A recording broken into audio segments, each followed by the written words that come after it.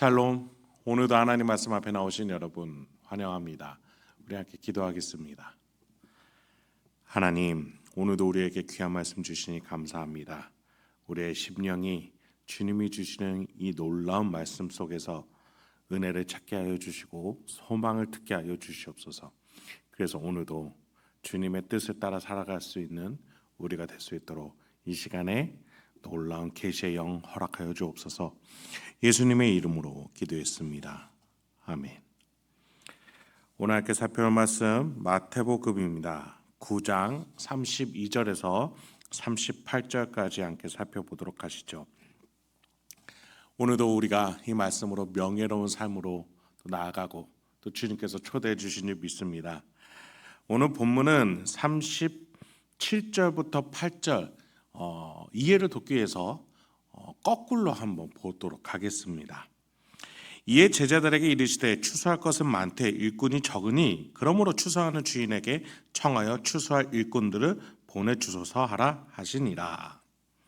오늘 본문의 이제 결론부에는 주님께서 추수할 일꾼에 대해서 말씀을 하세요. 그간 예수님께서는 병 고치는 사역을 통해서 동시에 귀신을 물리치고 죄를 사하고 하나님의 약속을 성취해내시는 일들을 완수해 오셨습니다. 3년 안에 이 모든 일들은 마쳐질 거예요. 그리고 누군가는 이 사역을 이어서 하게 되겠죠. 그렇습니다. 추수할 일꾼들입니다. 하나님이 이전에 계획하시고 예언하셨던 것들을 누군가는 예수님의 바통을 이어받아 행해야 됩니다. 하나님의 계획은 방대할 정도로 곳곳에서 동시다발적으로 이루어지는 겁니다. 예수님은 일꾼들을 구해야 한다라고까지 왜 하셨어요? 곳곳에서 예수님을 따라 제자들이 하나님의 일을 이어서 해야 되는 겁니다. 그런데 분명한 것은 38절에 주인에게 청하라. 우리 스스로 우리의 노력으로 하는 것이 아닙니다. 분명히 그 시작점, 주관자, 주체자 바로 주인이 있습니다. 하나님 아버지셔요. 하나님이 책임지시는 일입니다. 우리는 추수꾼으로 하나님의 일에 동참하는 거예요. 세상 원리와 다르니 이 좁은 문 좁은 길로 오고자 하는 사람은 분명히 적을 겁니다. 그럼에도 하나님의 일에 참여한다라는 놀라운 동기부여와 권한의 위임은 참으로 놀라운 일이기에 이 일에 반드시 참여하고자 하는 자는 있을 것입니다.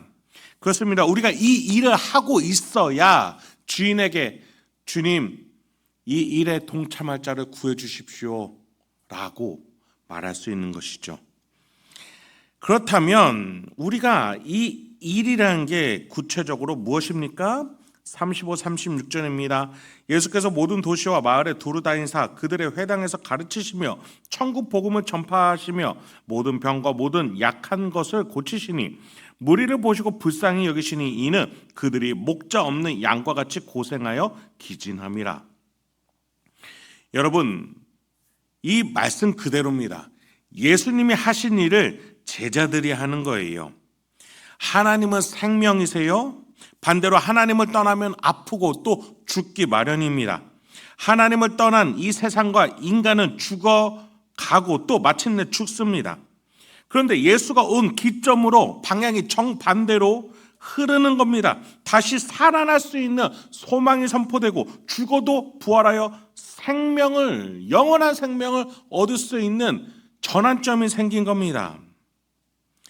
예수가 오기 전에 인간은 고와 같았고 목자 없는 양 같았습니다. 생명이 없어 고생하고 기진할 수밖에 없는 존재예요. 그런데 예수님이 오시면 그들을 불쌍히 여기고 그들을 형제 삼아주시고 아버지께로 인도해서 고아에서 양자가 되는 거예요.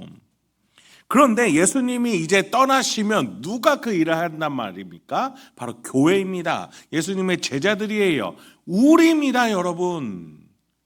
우리 한국, 서울, 이 광진군에 또 여러분이 사는 곳곳에서 예수님의 빈 자리를 예수님의 제자들이 채우는 곳이에요. 그곳에서 고아 같은 자들을 하나님께로 인도하고 세상 일에 또 경제적인 거에 여러 문제에 병에 약한 것에 누군가는 불쌍히 여기고 누군가는 목자 없는 양과 같은 그들을 인도해야 합니다. 그들의 모든 병과 약한 것들을 두루두루 살피며 하나님께로 인도해야 돼요. 그들 위해서 기도해야 되는 거예요. 누굽니까? 바로 예수님의 제자 우리라는 거예요. 이게 명예로운 삶이라는 것이죠. 이게 다스린다라는 겁니다.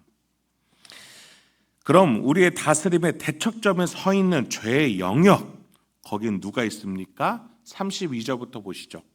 그들이 나갈 때 귀신 들려 말 못하는 사람을 예수께 데려오니 귀신이 쫓겨나고 말 못하는 사람이 말하거늘 무리가 놀랍게 여겨 이르되 이스라엘 가운데서 이런 일을 본 적이 없다. 네. 하나님을 떠난 천사들, 즉 사탄 마귀 귀신들입니다. 보편적이지 않지만 그들은 인간을 괴롭게 하기도 해요. 예수 그리스도가 오기 전까지는 그들이 이 세상의 주관자, 즉 대장 노릇했어요. 그러나 예수가 오셨습니다. 그들은 이제 더 이상 대장이 아니에요. 대장 역할은 바로 예수께 있었고 예수가 천국으로 가셨어도 그 대장 노릇을 우리에게 맡기신 거예요. 여러분, 마태가 왜 계속해서 병 고치는 사역을 소개합니까? 예수님은 병 고치는 무당이 되려고 하셨던 게 아니에요. 마태도 알고 있습니다. 그럼에도 마태가 병 고치는 사역을 계속해서 소개하는 것은 천국이 가까이 왔다. 죽어가는 우리가 병이 나아지고 병이 나아짐과 동시에 귀신이 물러가고 죄사함이 얻어지고 하나님의 예언이 성취되는 것. 그러한 천국이 왔다라는 것이죠. 예수님의 제자들을 통해서 그 천국이 확대되고 있음이 증명되어야 된다는 겁니다. 긍휼을 바라는 죄인들이 이 천국을 받아들이게 되고 연약하고 약한 자들이 예수의 이름 앞으로 나오게 된다는 겁니다. 그러나 그렇지 않은 자들, 생명이 없으면서도 생명을 구하려고 하지 않는 자들도 반드시 있을 거예요. 34절부터입니다. 바리새인들은 이르되 그가 귀신의 왕을 의지하여 귀신을 쫓아낸다 하더라. 예수께서 모든 도시와 마을에 두루 다니사 그들의 회당에서 가르치시며 천국 복음을 전파하시며 모든 병과 모든 약한 것을 고치시니라. 예수님의 사역을 비하하며 모독하며 수군거리며 거절하는 자들이에요. 그들은 믿는 구석이 따로 있었어요. 내가 잘 살면, 내가 똑바로 살면 이라는 전제를 갖고 있었던 거예요. 예수님은 후에 마태복음 12장에서 사탄이 사탄을 내쫓으면 스스로 분쟁하는 것이다. 어떻게 그의 나라가 서겠느냐라고 얘기하세요. 여러분, 말이 안 된다라는 거예요. 예수님의 사역은 빛입니다. 어둠을 몰아내요. 그렇기 때문에 예수님의 사역이 마귀의 일이라고 수군거리는 그들은 교만할 뿐이에요. 방자할 뿐이에요. 빛을 보고 어둠이라고 왜곡하는 것이에요. 그래서 예수님은 이스라엘 마을을 두루 다니면서 회복의 때가 임했다라고 말씀하시고 가르치시는 것이에요. 빛으로 어둠을 몰아내는 것이죠. 그렇습니다. 이 세상에 대장 노릇하던 영적 주관자들을 몰아내고 죽음으로 향하는 병을 고치며 사망에 이르게 하는 죄를 사하게 하며 언약의 하나님의 뜻을 이뤄내는 것, 그것이 예수 그리스도의 제자요 하나님의 자녀로서 명예롭게 사는 것입니다. 여러분, 예수의 이름으로 우리가 그렇게 살아낼 수 있길 소망해요. 우리의 가족과 지인과 이웃들을 향해서 그들로 예수 이름으로 우리가 기도하고 또 예수 이름으로 초대하고 그렇게 우리가 하나님의 자녀답게 명예롭게 살아갈 수 있는 저와 여러분 되길 소망합니다. 함께 기도하겠습니다. 하나님, 오늘도 우리에게 귀한 말씀, 우리가 어떻게 살아야 되는지, 어떠한 방향으로 살아내야 되는지 다시 한번 알려주시니 감사합니다. 주님, 우리가 주님의 제자요 하나님의 자녀입니다. 오늘도 우리의 가정 일상 곳곳에서 하나님의 자녀다운 명예로운 삶 살아낼 수 있고, 또 예수님께 이어받은 이 다스리는 역할, 이 대장 노릇을 잘할 수 있도록 말씀 잊지 아니하고 항상 적용하며 살아갈 수 있도록 주여 인도하여 주시옵소서. 주님, 이 시간에도 울부짖는 사자와 같이 우리의 이 이어받은 역할을 빼앗으려는 사단 마귀도 있습니다. 예수 이름으로 우리 안에 그 권한과 위임이 있음을 믿으며 악한 것을 몰아내고 약한 것들을 고치며 우리가 담대하게 오늘도 살아낼 수 있도록 주여 인도하여 주옵소서. 예수님의 이름으로 기도했습니다. 아멘.